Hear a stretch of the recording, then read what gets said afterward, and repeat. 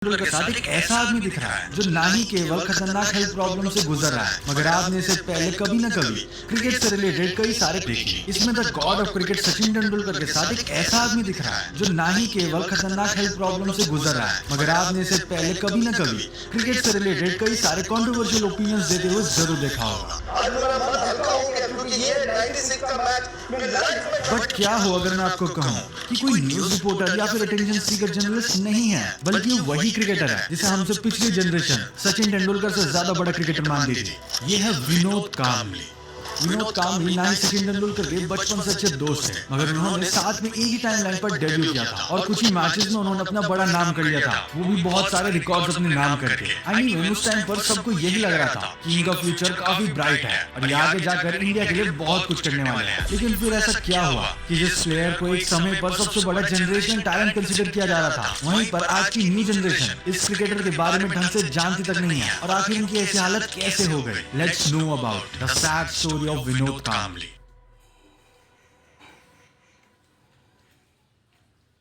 हर cricketer की तरह विनोद कांबली के लिए भी क्रिकेट उनके लिए सर्वाइवल की तरह था। मुंबई के शिवाजी पार्क का एक कॉर्नर था जहां विनोद और उनके दोस्त क्रिकेट खेला करते थे। यहीं पर उनकी मुलाकात हुई एक और टैलेंटेड क्रिकेटर से जिसका नाम था सचिन तेंदुलकर। अपनी फर्स्ट मीटिंग के बाद से विनोद कांबली और सचिन तेंदुलकर की दोस्ती काफी पॉपुलर हो गई थी। इसके बाद आया वो टर्निंग पॉइंट जिसने सिर्फ विनोद कांबली की नहीं बल्कि सचिन की लाइफ को भी चेंज करके रख दिया। फरवरी 1988 ये वो टाइम था जब इंडियन क्रिकेट को उसके दो सबसे बड़े स्टार्स मिले थे। 23rd से 24th तक मुंबई के आजाद मैदान पर हैरिस शील्ड का सेमीफाइनल मैच खेला जा रहा था। इस मैच में रमाकांत आचरेकर के स्टूडेंट्स विनोद कांबली और सचिन तेंदुलकर ने साथ में मिलकर एक हिस्टोरिकल पार्टनरशिप बना दी थी। इन दोनों ने शारदाश्रम विद्या मंदिर की तरफ से खेलते हुए सेंट जेवियर हाई स्कूल के अगेंस्ट 664 रन की पार्टनरशिप बना दी थी। एंड इसमें विनोद कांबली 349 रन बनाकर नॉट आउट रहे थे। ये पार्टनरशिप एक वर्ल्ड रिकॉर्ड थी और आज तक याद रखी जाती है। एंड इसी पार्टनरशिप की वजह से इन दोनों ही प्लेयर्स का नाम क्रिकेट के फ्यूचर स्टार्स के रूप में एस्टैब्लिश हो गया। और अपनी 349 नॉट आउट की इस हिस्टोरिक इनिंग्स के बाद विनोद कांबली ने कभी पीछे मुड़कर नहीं देखा। उनका अग्रेशन, स्टाइल और टेक्निक ये सब कुछ टाइम के साथ चेंज और बेटर होती गई। अब धीरे धीरे विनोद कांबली लाइमलाइट में आ चुके थे। डोमेस्टिक लेवल पर उनकी फैन फॉलोइंग भी काफी स्ट्रॉन्ग हो गई थी। इसके बाद उनकी एंट्री हुई मुंबई की रणजी ट्रॉफी टीम में। 1989 में उन्होंने अपना फर्स्ट क्लास डेब्यू किया और यहीं से शुरू हुआ उनका राइज। गुजरात के अगेंस्ट मैच में विनोद कांबली ने आते ही 6 मारकर अपने फर्स्ट क्लास क्रिकेट करियर की शुरुआत करी और इस 6 की नॉइज इंडियन क्रिकेट टीम के ड्रेसिंग रूम तक गई, क्योंकि उस टाइम तक सचिन तेंदुलकर इंडियन टीम के लिए डेब्यू कर चुके थे। और उनके बाद अब हर कोई विनोद कांबली का वेट कर रहा था। रणजी ट्रॉफी में कांबली ने लगातार धमाका किया और उनका बैटिंग के एम्बिशंस को रिफ्लेक्ट करता था। उनकी इतनी खास परफॉर्मेंस को सेलेक्टर्स इग्नोर नहीं कर पाए। 1991 में उन्हें इंडिया के लिए डेब्यू करने का मौका मिलता है और ये वो मोमेंट था जब कांबली ने अपना पहला स्टेप इंटरनेशनल क्रिकेट की दुनिया में रखा। उनका पहला international white ball match Pakistan के अगेंस्ट यूएई में खेला गया था। लेकिन अपने पहले वनडे मैच में कांबली को बैटिंग करने का चांस ही नहीं मिलता, लेकिन इससे उनकी एबिलिटी और इमेज पर कोई इफेक्ट नहीं हुआ और उन्हें लगातार टीम में चांसेस मिलते रहे। इसके बाद वो साल आया जब विनोद कांबली का रियल टैलेंट सब लोगों को देखने को मिला। 1993 में इंग्लैंड क्रिकेट टीम और टेस्ट सीरीज के लिए इंडिया का टूर करती है। इस सीरीज का पहला मैच कैंसिल हो गया, लेकिन दूसरे वनडे मैच में विनोद कांबली ने अपने ओडीआई करियर की पहली सेंचुरी लगाई। ये मोमेंट काफी स्पेशल था both for the team and Vinod Kambli. और ये सेंचुरी इसलिए भी कुछ ज्यादा स्पेशल थी क्योंकि विनोद कांबली अपने बर्थडे के दिन इंटरनेशनल सेंचुरी लगाने वाले फर्स्ट इंडियन क्रिकेटर बने थे। कांबली के परफॉर्मेंस के बाद उन्हें टेस्ट क्रिकेट में डेब्यू करने का चांस मिलता है। ये मैच कोलकाता में खेला जा रहा था। इस मैच की पहली इनिंग में उन्होंने 16 रन बनाए एंड सेकंड इनिंग में वो नॉट आउट 18 पर रहे। अनफॉर्चुनेटली इंडियन टीम इंग्लैंड से मैच जीत गई थी, वो भी 8 विकेट से। इसके बाद टेस्ट सीरीज का सेकंड मैच था चेन्नई में एंड इसी मैच में कांबली ने अपने टेस्ट करियर की फर्स्ट सेंचुरी बनाई। इसके बाद थर्ड टेस्ट की फर्स्ट इनिंग में विनोद कांबली ने अपने टेस्ट क्रिकेट करियर में पहली बार डबल सेंचुरी बनाई। उन्होंने वानखेड़े के ग्राउंड पर 224 रन की अमेजिंग इनिंग खेली। उन्होंने अचीवमेंट बस 21 की एज में पूरी करी थी और ऐसा करने वाले कांबली उस टाइम के सबसे यंगेस्ट बैट्समैन थे। एंड इवन जो ऑल टाइम लिस्ट है about youngest player to score a double 100 in test, उसमें भी उनका नंबर 3rd पर है। इंग्लैंड सीरीज खत्म होने के बाद जिम्बाब्वे के खिलाफ दूसरी सीरीज में विनोद कांबली ने एक और डबल सेंचुरी बना दी। ये उनके टेस्ट करियर में लगातार दूसरी डबल सेंचुरी थी। ये एक ऐसा रिकॉर्ड था जिसे विनोद कांबली ने दूसरी बार अचीव किया था। भले ही विनोद कांबली का करियर एक हैप्पी एंडिंग की तरह नहीं था, लेकिन उन्होंने अपने छोटे से क्रिकेटिंग करियर में कई रिकॉर्ड्स अपने नाम करे। कांबली ने अपने टेस्ट करियर में सिर्फ 17 मैचेस खेले, लेकिन उन्होंने उन मैचेस में 1084 रन बनाए, जिसमें उन्होंने 4 सेंचुरीज, 2 डबल सेंचुरीज और 3 हाफ सेंचुरीज बनाए with an amazing average of 54.20। इतने कम मैचेस खेलकर भी उनका इम्पैक्ट इतना ज्यादा था कि लोग आज भी उनके बैटिंग टैलेंट की काफी तारीफ करते हैं। And Vinod Kambli test cricket में इंडिया के लिए सबसे तेज 1000 रन बनाने वाले पहले प्लेयर बने थे। उन्होंने अचीवमेंट हासिल करी थी केवल 40 इनिंग्स में। ओडीआई फॉर्मेट में भी उन्होंने काफी अच्छा परफॉर्म किया था। उन्होंने टोटल 104 ओडीआई मैचेस खेले, जिसमें उन्होंने 2477 रन बनाए, जिसमें 2 सेंचुरीज और 14 हाफ सेंचुरीज भी शामिल है। ऑल्दो उनके करियर में काफी अप्स एंड डाउन्स रहे, बट 1996 के बाद उनका करियर और भी लो हो गया, खास करके 1996 के वर्ल्ड कप के बाद, जिसमें उनके ऊपर मैच फिक्सिंग के एलिगेशंस भी लगे थे और उन्हें मेन कल्प्रिट बताया गया था मैच हारने का। हमने ऑलरेडी 1996 के सेमीफाइनल के ऊपर एक वीडियो बना रखा है, अगर आपको वो वीडियो देखना है आप आई बटन पर क्लिक कर सकते हो, उन्हें लिंक डिस्क्रिप्शन में मिल जाएगा। सचिन तेंदुलकर और विनोद कांबली की दोस्ती हमेशा से स्ट्रॉन्ग मानी जाती है। एक वक्त था जब सचिन और कांबली इनसेपरेबल दोस्त हुआ करते थे, लेकिन जैसे जैसे कांबली का करियर गिरता गया, उनकी सचिन के साथ दोस्ती भी कमजोर पड़ती गई। एक तरफ है सचिन तेंदुलकर, जिन्हें क्रिकेट का भगवान माना जाता है, और दूसरी तरफ है विनोद कांबली, जिनका करियर एक प्रॉमिसिंग शुरुआत के बाद धीरे धीरे गिरता चला गया। एंड इसके बाद हर जगह यही स्पेकुलेशंस आ रही थी कि विनोद कांबली और सचिन तेंदुलकर के बीच में इश्यूज है।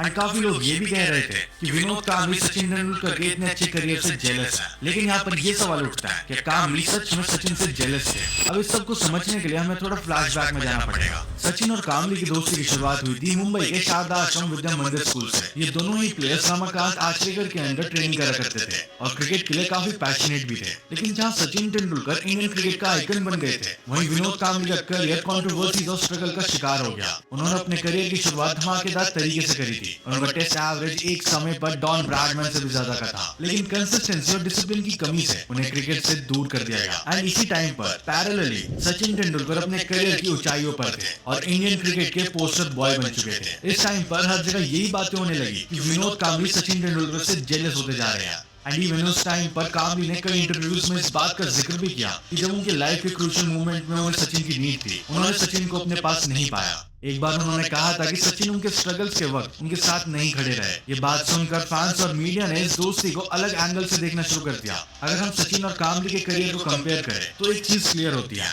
The difference of discipline and dedication. Sachin ने अपने करियर के हर मोमेंट को क्रिकेट के लिए डेडिकेट किया, अपनी फिटनेस और फोकस टुवर्ड्स द गेम का पूरा ध्यान रखा। दूसरी तरफ कांबली का फोकस शायद वैसा नहीं रहा। एंड इवन कांबली की कुछ इमोशनल इंटरव्यूज देखकर लगता है कि उनका दुख एक पर्सनल रिग्रेट था। अब ऑब्वियसली यहाँ पर मैं उनकी पर्सनल चीजों पर डिस्कस नहीं करना चाहता और ज्यादा, लेकिन ये बात यहाँ पर समझनी जरूरी है कि क्या उनके इमोशंस सचिन के अगेंस्ट थे या फिर उनके अपने डिसीजंस के अगेंस्ट। विनोद कांबली का करियर एक टाइम पर काफी पीक पर आ चुका था। उन्होंने अपने करियर की स्टार्टिंग एक ड्रीम डेब्यू के साथ करी थी, लेकिन इसके बाद उनका टीम में अंदर बाहर होना चलता रहा। वो टीम में अपनी जगह पक्की नहीं कर पा रहे थे। इसके बाद उनकी लाइफ में कंट्रोवर्सीज भी शुरू हुई, जिसने उनके क्रिकेटिंग करियर को ना सिर्फ हार्म किया बल्कि पूरी तरीके से खत्म करने की भी शुरुआत कर दी। सबसे पहले इशू आता है उनके इनकंसिस्टेंट परफॉर्मेंस का। विनोद कांबली का फॉर्म उनकी शुरुआत के कुछ सालों के बाद धीरे धीरे गिरता गया। उनका फोकस क्रिकेट से हटकर पर्सनल लाइफ और पार्टिंग की तरफ ज्यादा हो गया था। उनका फोकस क्रिकेट से हटकर दूसरी चीजों में लग गया। ये कहा जाता है कि उन्होंने अपनी फिटनेस और गेम के टेक्निकल एस्पेक्ट्स पर काम करना भी बंद कर दिया था।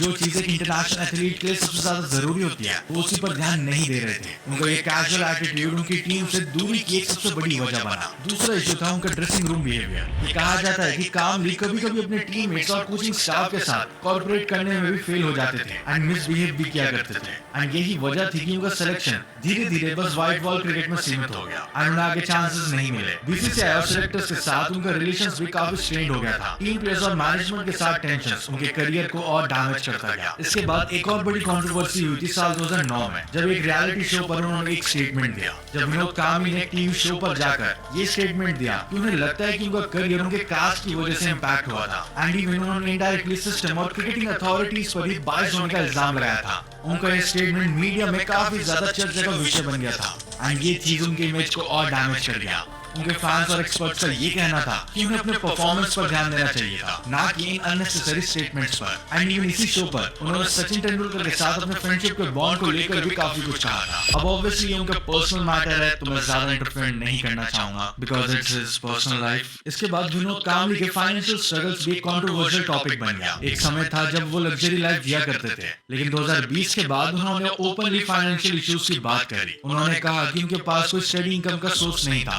और उन्हें काफी मुश्किलों का सामना करना पड़ रहा था। ये चीज सभी क्रिकेट फैंस के लिए काफी इमोशनल थी। एक टाइम पर काफी लोगों के आइडल रहे कामले, आज ऐसी सिचुएशन में हो गए ये किसी ने भी एक्सपेक्ट नहीं किया था। एंड इवन उनकी पर्सनल लाइफ भी कंट्रोवर्सी से भरी रही। उनके रिलेशनशिप और पर्सनल डिसीजंस हमेशा मीडिया की हेडलाइन में रहे। एंड इवन एक बार तो उनके ऊपर डोमेस्टिक वायलेंस का केस भी सामने आया था, जिसमें उनकी वाइफ ने उनके बिहेवियर पर सवाल उठाए थे। हालांकि बाद में मैटर सेटल हो गया था, लेकिन ये पहली बार नहीं था जब गलत चीजों की वजह से उनका नाम सबके सामने आया। एंड इवन उनकी रिसेंट हेल्थ कंडीशंस भी काफी सही नहीं है।